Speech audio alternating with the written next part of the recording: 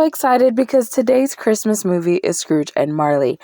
This is a 2012 film that I only just saw today, December 9th, 2024. I didn't even know it existed until I was like, let me make my list of movies I will be reviewing for the month of December, to celebrate, a movie every day. And then I found out about Scrooge and Marley. So we all know who Scrooge is. This is an adaptation of A Christmas Carol by Charles Dickens. And in this one, it's about Ebenezer Scrooge. He goes by Ben Scrooge. He is a gay nightclub owner. Well, just businessman in general, but the focus is more on the nightclub.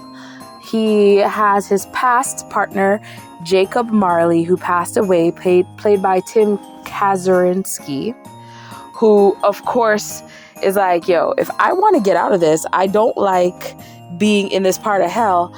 And then someone advised him, well, it's not really hell, it's like limbo. Anyway, someone advised him, hey, the best way to get out of here is to help someone else not come here.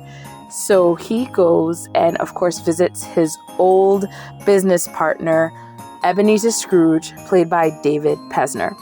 Now, the whole story that happens, of course, is just like The Christmas Carol. He gets visited by three ghosts, and we get to see, the things he's done in his life, how him and the love of his life, Bill ends up leaving him because he just can't be with someone who chooses money over people.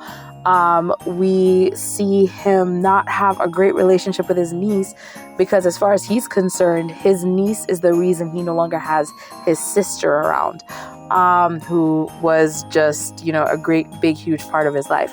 We also have his employee, of course, Bob Cratchit, and he can't stand Cratchit because Cratchit's complaining about the fact that he needs more money. It's like, well, you're the one who decided to adopt all these orphans because Cratchit and his husband, they adopt a bunch of kids, and he's just like, you could have saved money if you didn't adopt them kids, so that's your fault. It's a whole thing. Now, as far as the movie, I quite enjoyed it. I wasn't sure if I was going to enjoy it at first. With the opening scene and stuff, I'm like, all right, they're doing the whole storybook thing. I'm going to say something that people might be like, what? But a Christmas Carol is boring to me. I remember when I was a kid, my mom gave me the book and I was just like, I'll read it, but I don't want to. I just don't want to. I like A Muppet's Christmas Carol. I love A Muppet's Christmas Carol. But A Christmas Carol was always one of those stories that was really boring to me. And I went into this waiting to feel bored. But instead, I actually ended up just so focused on a lot of the things they did. I love how they utilized the space because we only have I want to say 1, 2, 3 main sets, the main sets that they keep going back to. And it's great to see how they utilize those spaces for each scene, for the change in this and that, for the change in the time period, all that stuff. A lot of the space utilization made it feel more like a stage play than a movie. And I quite like that because I like seeing stage productions. So if you're expecting a huge budget film, don't.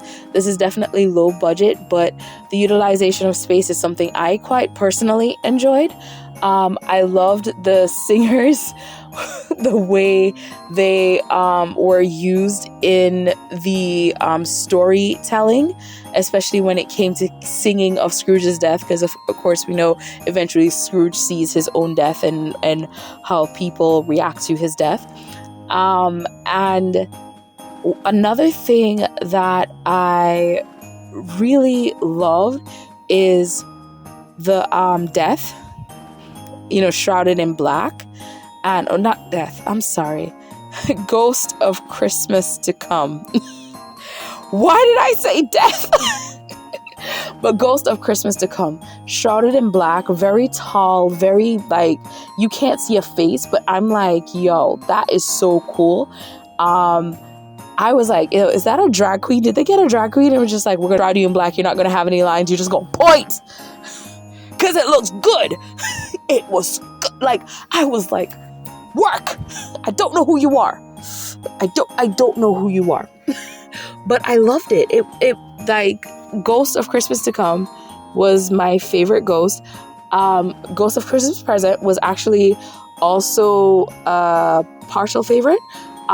In like the puppet scene, you have to watch it to see, but there's a puppet scene with her, and I actually really quite enjoyed it. And of course, Ghost of Christmas Past was just like sassy, and I love that. All in all, this I definitely see as a movie to watch. Now, I did see that it was available on Tubi. If you want to watch it on Tubi, it's available for free with ads on Tubi. That is where I ended up having to watch it. It's also available for free on Fandango at home.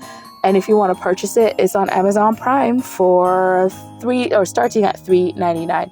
And I loved it. It's, if you like musicals, camp, like all that, it's really good. It's really entertaining. The whole thing isn't a musical, it's just there's a lot of songs in it, and a lot of songs you'll be able to follow along, because it's just taking Christmas carols and like just changing the lyrics to make it, funny and jolly and stuff like that. Overall, I give this all right. So I've been doing Christmas trees based on putting me in the Christmas spirit. This didn't put me in the Christmas spirit. It just more made me go, I want to go see a stage play. So I will say that. So as far as putting me in the Christmas spirit, 3 out of 5 Christmas trees. But I still definitely highly recommend it if you are a fan, especially of A Christmas Carol. You'll probably enjoy this way more than me, because like I said, I'm not a huge fan of A Christmas Carol. I like a Muppets Christmas Carol, and that's kind of it. So let me know what you think of Scrooge and Marley. Bye!